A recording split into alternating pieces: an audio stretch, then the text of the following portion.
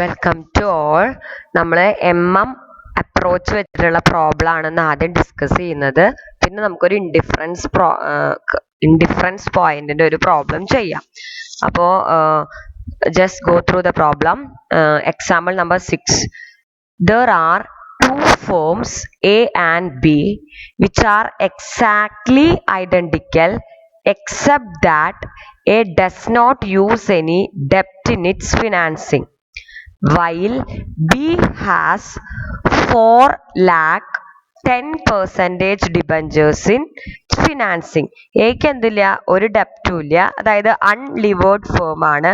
ബിക്ക് എന്തുണ്ട്, 4,10% ഡിബഞ്ചേഴ്സ് ഉണ്ട്, അതായത് ഡെപ്റ്റ് ഉണ്ട്.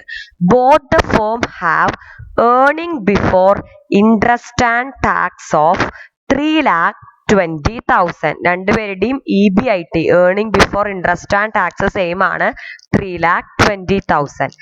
and the after tax capitalization rate എന്താണ്, 16% ആണ്. assume the corporate tax of 50%. corporate tax ഉണ്ട് 50%. calculate the value of the firm according to hypothesis. hypothesis പ്രകാരം ഫേമിന്റെ വാല്യൂ കാൽക്കുലേറ്റ് ചെയ്യാനാണ് പറഞ്ഞത്.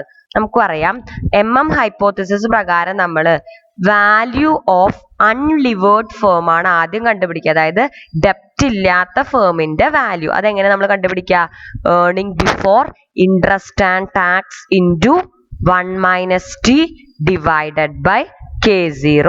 അതായത് earning before interest and tax into 1 - tax divided by overall capitalisation rate. അങ്ങനെയാണ് നമ്മൾ എന്ത് കണ്ടുപിടിക്കുക, value of unlevered firm കണ്ടുപിടിക്കുക, ഡെപ്റ്റ് ഉപയോഗിക്കാത്തത്. നമ്മുടെ ഈ അപ്രോച്ച് പ്രകാരം the value of levered firm is always greater than value of unlevered firm. Levered firm എന്ന് പറഞ്ഞാൽ ഡെപ്റ്റ് ക്യാപിറ്റൽ ഉപയോഗിച്ചു കഴിഞ്ഞാൽ we can maximize the value of firm എന്നാണ് assumption. Value of levered firm എന്ന് പറയുന്നത് എങ്ങനെയാണ്, എന്താണ്, value of unlevered firm plus ഡെപ്റ്റിന്റെ വാല്യൂ, അതായത് DT ആണ്, അതായത് ഡെപ്റ്റിന്റെ വാല്യൂ ഇൻറ്റു ടാക്സ് റേറ്റ്. അങ്ങനെയാണ് നമ്മൾ value of levered firm calculate ചെയ്യുക. സോ ആദ്യം നമുക്ക് അൺലിവേർഡ് ഫേമിന്റെ വാല്യൂ കാൽക്കുലേറ്റ് ചെയ്യാം. അതിന്റെ ഫോർമുല എന്താണ്, earning before interest and tax into 1 - t divided by K0. EBIT എന്ന് പറഞ്ഞാൽ എന്താണ്, earning before interest and tax. അത് നമുക്ക് ക്വസ്റ്റ്യനിൽ തന്നിട്ട് 3,20,000 ഇൻറ്റു 1 - t ടാക്സ് റേറ്റ് നമുക്ക് തന്നിട്ട് 50%, അതായത് 0.5 എഴുതിയാലും മതി, divided by K0 capitalisation rate എത്രയാണ്, 16%, അതായത് 0.16 എന്നാണ് എഴുതേണ്ടത്. അപ്പോൾ 3,20,000 ഇൻറ്റു 1 - 0.5 എത്രയാണ്, 0.5 ഡിവൈഡഡ് ബൈ 0.16. സോ 10 lakh ആണ് അൺലിവേർഡ് ഫേമിന്റെ വാല്യൂ, അതായത് ഫേം എ ഡെപ്റ്റ് ഉപയോഗിക്കാത്ത ഫേമിന്റെ വാല്യൂ. ഇനി എന്താണ്, ലിവേർഡ് ഫേമിന്റെ വാല്യൂ കണ്ടുപിടിക്കണം. അതിന്റെ ഫോർമുല എന്താണ്, value of unlevered firm plus ഡെപ്റ്റ് ഇൻറ്റു ടാക്സ്, ടാക്സിന്റെ percentage. Value of unlevered firm എത്രയാണ്, 10 lakh പ്ലസ് ഡെപ്റ്റ് എത്രയാണ്, 4 lakh അല്ലെ, 4 ലക്ഷം രൂപയുടെ ഡിബഞ്ചർ ഇൻറ്റു ടാക്സ് എത്രയാണ്, 50/100 50%. അപ്പോൾ 10 lakh പ്ലസ് 4 lakh ഇൻറ്റു 50/100 എത്ര വരിക, 10 lakh പ്ലസ് 4 lakh ഇൻറ്റു 50/100 എന്താണ്, 2 lakh ആണ് വരെ. അപ്പോൾ 10 lakh പ്ലസ് 2 lakh എത്രയാണ്, 12 lakh ആണ് എന്ത്, വാല്യൂ ഓഫ് ലിവേർഡ് ഫേം. അതായത് ഡെപ്റ്റ് ക്യാപിറ്റൽ ഉപയോഗിച്ചു കഴിഞ്ഞപ്പോൾ എന്താണ്, എല്ലാ ആസ്പെക്റ്റിലും ഐഡന്റിക്കൽ ആണ്, ഒരൊറ്റ കാര്യത്തിൽ മാത്രമേ വ്യത്യാസമുള്ളൂ. തന്നെ ഡെപ്റ്റ് ക്യാപിറ്റൽ ഉപയോഗിച്ചിട്ടില്ല, ബി ഡെപ്റ്റ് ക്യാപിറ്റൽ ഉപയോഗിച്ചിട്ടുണ്ട്. അപ്പോൾ അപ്രോച്ച് പ്രകാരം if there is corporate tax always the value of firm which use ഡെപ്റ്റ് capital will be greater than value of firm which does not use ഡെപ്റ്റ് capital. Value of firm use ഡെപ്റ്റ് capital, അതായത് levered firm എന്നാണ് നമ്മൾ അതിനെ പറയുന്നത്, അതായത് ഡെപ്റ്റ് capital ഉപയോഗിച്ച firm. അതിന്റെ value എങ്ങനെ കണ്ടുപിടിക്കുക, value of unlevered firm plus ഡെപ്റ്റിന്റെ വാല്യൂ ഇൻറ്റു ടാക്സ് റേറ്റ്. ഇവിടെ value of unlevered firm 10 lakh plus ഡെപ്റ്റിന്റെ value 4 lakh into tax rate 15% ആണ്. 4 lakh ഇൻറ്റു 50/100 2 lakh. അപ്പൊ 10 lakh പ്ലസ് 2 lakh 12 lakh ആണ് എന്ത് ലിവേർഡ് ഫേമിന്റെ വാല്യൂ. ഇനി നമ്മളോട് എന്തുകൂടിയും നമ്മൾ വെറുതെ ഹൈപ്പോത്തിസിസ് ഇത് ആയ കാരണം കോസ്റ്റ് ഓഫ് ക്യാപിറ്റൽ നോക്കുകയാണ്. എന്താണ് ലിവേർഡ് ഫേമിന്റെ കോസ്റ്റ് ഓഫ് ക്യാപിറ്റൽ? ലിവേർഡ് ഫേമിന്റെ കോസ്റ്റ് ഓഫ് ക്യാപിറ്റൽ, ലിവേർഡ് ഫേമിന്റെ ഇവിടെ നമ്മൾ K0 എന്ന് ഉപയോഗിക്കാനുള്ള കാരണം ഇവിടെ ഇക്വിറ്റി മാത്രമേ ഉള്ളൂ. അതായത് ഇക്വിറ്റിയുടെ മാത്രം ക്യാപിറ്റലൈസേഷൻ ആണ് എന്താണ് ഈ 16% എന്ന് പറയുന്നത്. അതുകൊണ്ടാണ് ഇവിടെ ഈ അൺലിവേർഡ് ഫേമിൽ വേറെ ഡെപ്റ്റ് ഒന്നും ഇല്ലല്ലോ. അപ്പൊ അവിടെ എന്താ ഉള്ളൂ ഇക്വിറ്റി മാത്രമേ ഉള്ളൂ. സോ നമ്മൾ 16% നേരിട്ട് ഉപയോഗിച്ചു. നെക്സ്റ്റ് നമുക്ക് ഡെപ്റ്റ് ഉപയോഗിച്ച ഫേമിന്റെ കോസ്റ്റ് ഓഫ് ക്യാപിറ്റൽ കണ്ടുപിടിക്കണം. അവിടെ ഇക്വിറ്റി മാത്രമല്ല ഇക്വിറ്റി പ്ലസ് ഡെപ്റ്റ് ഉണ്ട്. അത് കണ്ടുപിടിക്കാനുള്ള ഫോർമുല എന്താണ്? Earning after tax but before interest ആണ് നമുക്ക് അവിടെ വേണ്ടത്. അതെ എന്താണ് കോസ്റ്റ് ഓഫ് എന്താണ് ലിവേർഡ് ഫേം കണ്ടുപിടിക്കാൻ വേണ്ടിയിട്ട് നമുക്ക് വേണ്ടത് എന്താണ്? Earning after tax but before interest ആണ് നമുക്ക് വേണ്ടത്. അപ്പൊ ഇവിടെ നമുക്ക് ഏർണിംഗ് ആഫ്റ്റർ ടാക്സ് ക്വസ്റ്റ്യനകത്ത് തന്നിട്ടുണ്ട്.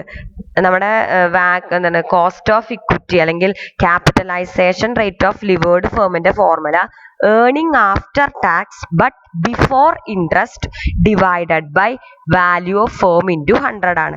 ഇവിടെ നമുക്ക് ക്വസ്റ്റ്യനിൽ earning after interest and tax earning before EBIT തന്നുണ്ട്. എത്രയാണ്? 3,20,000 എന്ന് 3,20,000 തന്നിട്ടുണ്ട്. അപ്പൊ അതിന്ന് ഇൻട്രസ്റ്റ് എത്രയാണ്? 4 lakh ഡിബഞ്ചേഴ്സ് ആണ് ഉള്ളത്. 10% ഡിബഞ്ചറിന്റെ ഇൻട്രസ്റ്റ്. അപ്പൊ 4 lakhന്റെ 10% എന്ന് പറയുമ്പോൾ 40,000. അപ്പൊ ഇൻട്രസ്റ്റ് പോയ എത്രയുണ്ട്? 3,20,000 മൈനസ് 40,000 2,80,000. ഇൻട്രസ്റ്റ് കഴിച്ച ഏർണിംഗിന്റെ മുകളിലാണ് നമ്മൾ എന്ത് കൊടുക്കുകയാണെന്നത് ടാക്സ് കാൽക്കുലേറ്റ് ചെയ്യുക. അപ്പൊ 50% നമ്മുടെ ടാക്സ് റേറ്റ്. അപ്പോൾ എത്രയുണ്ട് ഏർണിംഗ്? ടാക്സ് കഴിച്ചു കഴിഞ്ഞാൽ ഇക്വിറ്റി ഷെയർ ഹോൾഡേഴ്സിന് അവൈലബിൾ ആയിട്ടുള്ളത് 1,40,000 ആണ് ഉള്ളത്. നമുക്ക് ഇവിടെ ഇത് നമ്മുടെ എന്താണ് earning after interest and tax ആണ്. കാരണം earning before interest and tax നമ്മൾ ഇൻട്രസ്റ്റും കുറച്ചു ടാക്സും കുറച്ചു. പക്ഷെ നമുക്ക് ലിവേർഡ് ഫേമിന്റെ ഈ കോസ്റ്റ് ഓഫ് ഇക്വിറ്റി കാണാൻ വേണ്ടത് എന്താണ്? Earning after tax but before interest. Earning before interest ആണ് വേണ്ടത്. അപ്പൊ നമ്മൾ earning after EAT plus interest എന്നാണ് നമ്മുടെ ഫോർമുല അല്ലേ. EAT plus interest divided by value into 100 എന്നാണ് ഫോർമുല. അപ്പൊ EAT earning after interest and tax എത്രയാണ്? 1,40,000. അത് കാണാൻ എളുപ്പമാണ്. എന്താണ് earning before interest and tax എന്ന് ആദ്യം ഇൻട്രസ്റ്റ് കുറയ്ക്കുക, അതിന്റെ മുകളിലാണ് നമ്മൾ ടാക്സ് കാണുക, എന്നിട്ട് ടാക്സ് കാണുക. ഇവിടെ 3,20,000 ആയിരുന്നു. നമ്മൾ ഡെപ്റ്റ് ഉള്ള കാരണം 4 ലക്ഷമാണ് ഡെപ്റ്റ്. അതിന് 10% ഇൻട്രസ്റ്റ് എന്ന് പറയുമ്പോൾ 40,000 ആണ്. അപ്പോൾ 2,80,000 ആണ് ഇൻട്രസ്റ്റ് കഴിഞ്ഞാൽ profit.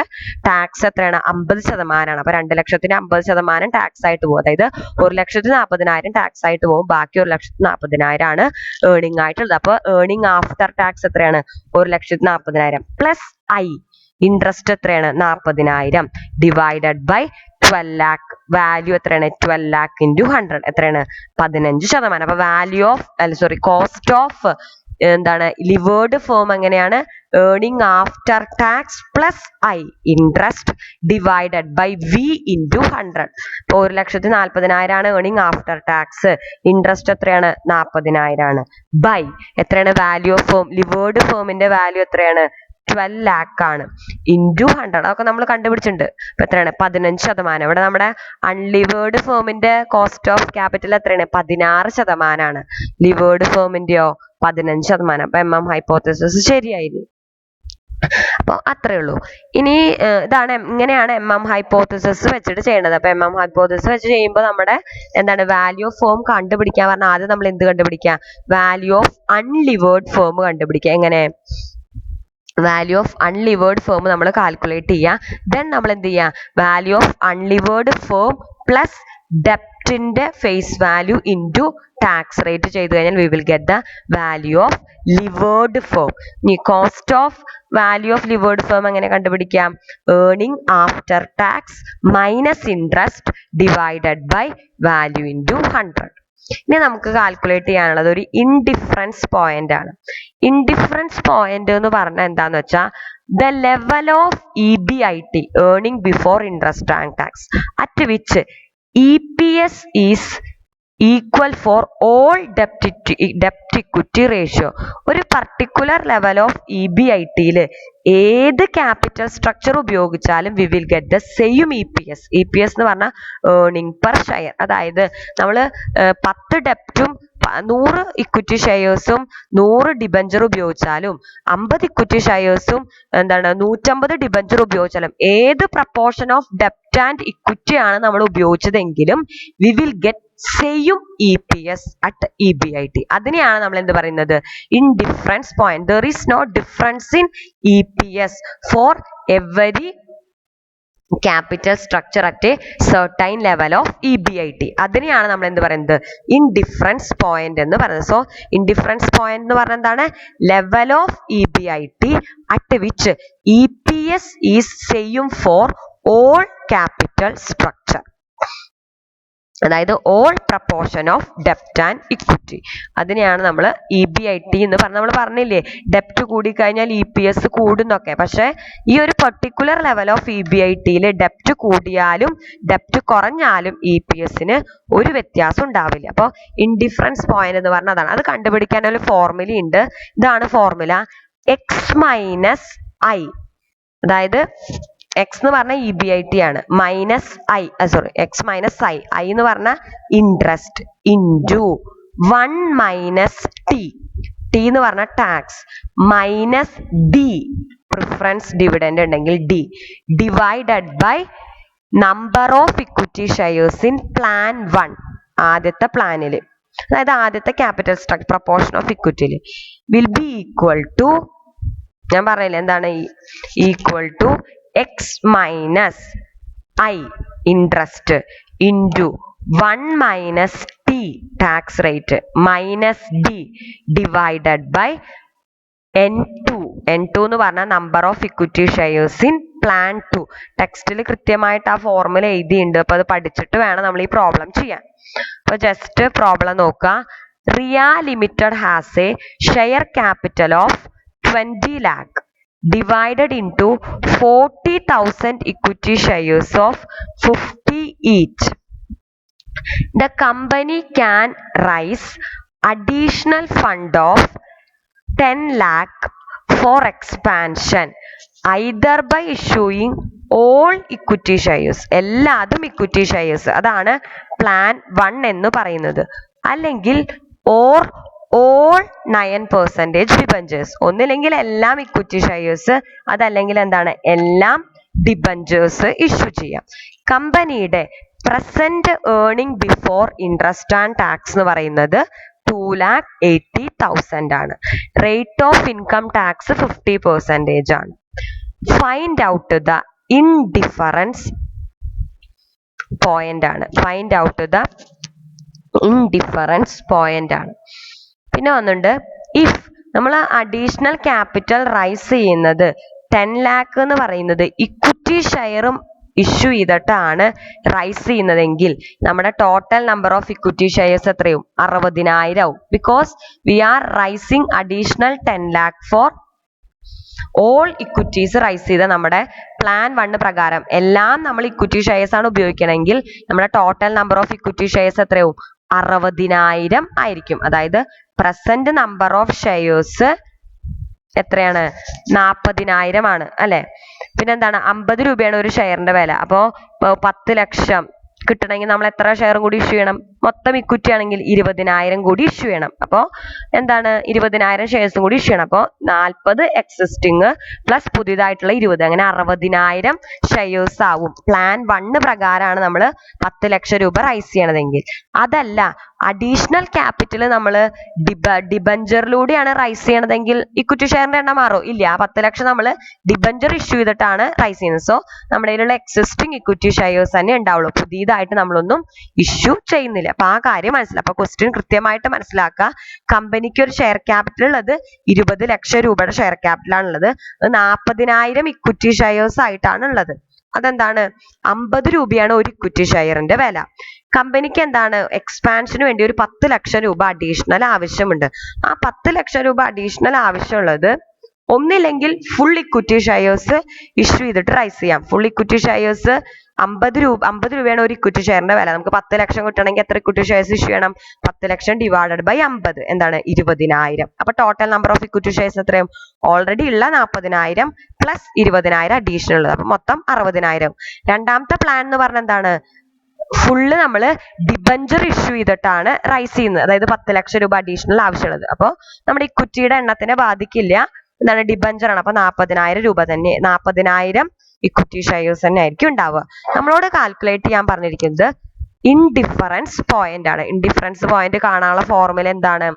X minus interest into 1 minus T minus D divided by N1. N1 എന്ന് പറഞ്ഞ number of equity shares in plan 1 will be equal to X minus I into 1 minus t tax minus d dividend divided by number of equity shares in plan 2. ഇവിടെ X എന്ന് പറഞ്ഞാൽ earning before interest and tax ആണ്. അതാണ് നമുക്ക് കണ്ടുപിടിക്കേണ്ടത്. Level of EBIT at which EPS is equal. അപ്പൊ നമ്മൾ X തന്നെ ചെയ്തു. Minus I.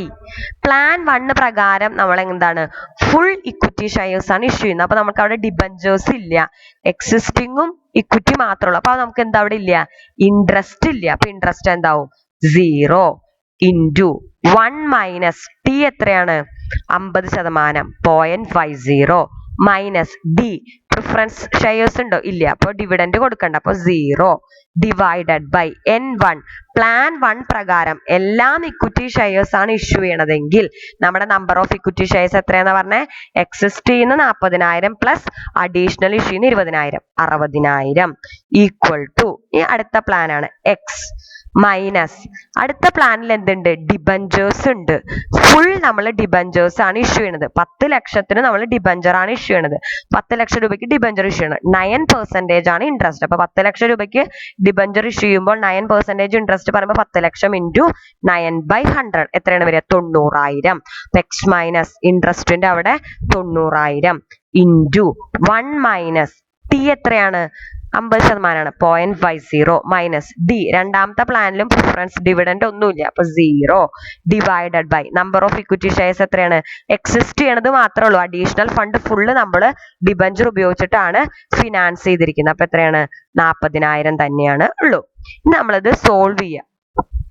സോൾവ് ചെയ്യാന്ന് പറയുമ്പോൾ എക്സ് മൈനസ് 0 എന്ന് പറഞ്ഞാൽ എക്സ് ആണ്. ഇൻറ്റു 1 മൈനസ് 0.50 എന്ന് പറഞ്ഞാൽ 0.50 0 ഇല്ല. Divided by 60,000 will be equal to X minus 90,000 into 0.50 divided by 40,000. ഇനി നമ്മൾ എന്ത് ചെയ്യാണ്? Divided by 40,000. ഇനി നമ്മൾ എന്ത് ചെയ്യാണ്? ഇനി നമ്മൾ ഇത് ചെയ്യാം. എക്സ് ഇൻറ്റു 0.50 എന്ന് പറഞ്ഞാൽ 0.50 into X divided by 60,000 will be equal to 0.50 into X എത്രയാണ്? 0.50 എക്സ് മൈനസ് 0.50 ഇൻറ്റു 90,000 എത്രയാണ് വരിക? 90,000 ഇൻറ്റു 0.50 45,000 ഡിവൈഡഡ് ബൈ 40,000. അതായത് നമ്മൾ ബ്രാക്കറ്റ് ഓപ്പൺ ചെയ്യാണ്. 0.50 ഇൻറ്റു എക്സ് മൈനസ് 0.50 ഇൻറ്റു 90,000. അപ്പൊ നമുക്ക് കിട്ടി. ഇനി നമ്മൾ എന്ത് ചെയ്യാം? അപ്പൊ ഇങ്ങനെ ഒരു ഫിഗർ കിട്ടി. 0.50 X by 60,000 will be equal to 0.50 X minus 45,000 by 40,000. ഇത് കിട്ടിയത് 0.50 ഇൻറ്റു എക്സ് മൈനസ് 0.50 ഇൻറ്റു 90,000. ഇനി എന്ന് പറയുമ്പോൾ എന്താണ്? നമ്മൾ ക്രോസ് മൾട്ടിപ്ലൈ ചെയ്യാം. 0.50 എക്സ് ഇൻറ്റു 40,000 ഇങ്ങനെ ക്രോസ് മൾട്ടിപ്ലൈ ചെയ്യുക. 0.50 എക്സ് ഇൻറ്റു 40,000. ഈ 40,000 അങ്ങോട്ട് പോവാണ്. ഈ ഡിവൈഡ് ബൈ അങ്ങോട്ട് പോകുമ്പോൾ into 0.50 X into 40,000 will be equal to എന്താണ്? ഇങ്ങോട്ട് 60,000 into 0.50x minus 45,000. Cross multiplication ചെയ്യാൻ അറിയാലോ, ഇങ്ങനെയും ഇങ്ങനെയും. 0.50 ഇൻറ്റു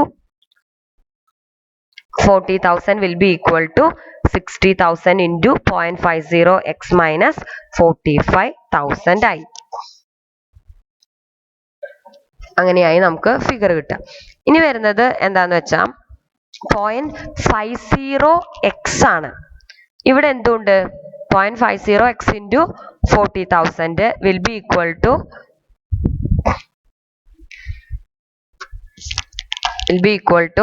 60,000 into 0.50x മൈനസ് 45,000 ആണ്. എന്നിട്ട് നമ്മൾ എന്ത് ചെയ്യുക? ബ്രാക്കറ്റുകൾ ഓപ്പൺ ചെയ്യാം. അപ്പൊ 0.50x ഇൻറ്റു 40,000 ആണ് വരിക. 0.50x ഇൻറ്റു 40,000 അപ്പൊ എത്രയാണ് വരിക? 0.50x ഇൻറ്റു 40,000 ചെയ്താൽ, ഒരു മിനിറ്റ് കേട്ടോ, കാൽക്കുലേഷൻ അതിനകത്ത് മിസ്സിംഗ് ഉണ്ട്, ഒന്ന് ചെയ്ത് നോക്കട്ടെ, ഒരു മിനിറ്റ് വെയിറ്റ് ചെയ്യണേ. 40,000 ഇൻറ്റു 0.50 അപ്പൊ എന്താണ്? 20,000x ആണ് കേട്ടോ വരിക. അപ്പൊ 20,000x will be equal to, ഇവിടെ നമുക്ക് എന്താണുള്ളത്? 60,000 ഇൻറ്റു 0.5x. അപ്പൊ എത്രയാണ് വരിക? 60,000 ഇൻറ്റു 0.50x എന്ന് പറയുമ്പോൾ 30,000x ആയിരിക്കും. Minus 30,000x minus 60,000 into 45,000. 60,000 into, ഒരു മിനിറ്റ് കേട്ടോ, അതിനകത്ത് കാൽക്കുലേഷൻ മിക്സിംഗ് ആ തോന്നുന്നുണ്ട്.